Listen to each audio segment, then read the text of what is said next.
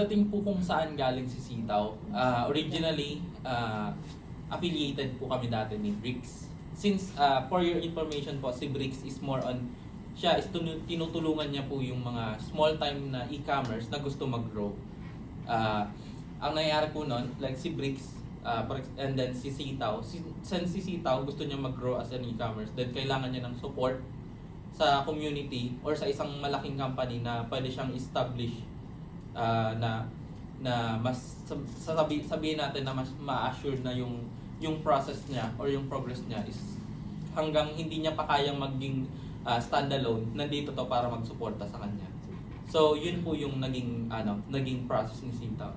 Then throughout the process, by December po last year, last 2022, dun po naging standalone na si Sitaw. So lumabas na po dun si Bricks.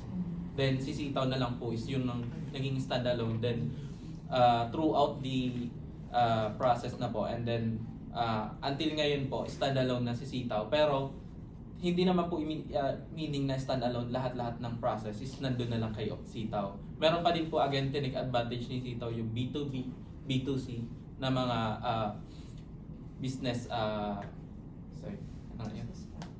business platform po. Kasi again, Sitaw meron po tayo mga partners na magpo-promote ng products, then magma-market, then logistic warehouse. So yun po is kailangan yun ng isang dropshipping company para mabuo yung whole process as a dropshipping company. And then also, pagdating naman po doon kung sino yung may-ari ni Sitaw.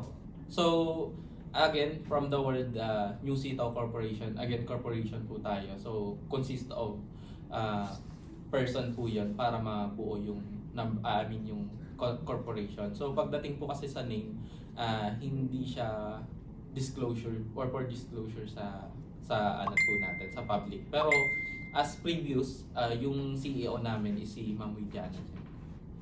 Yun po yung Widiana Chen. Chinese? More on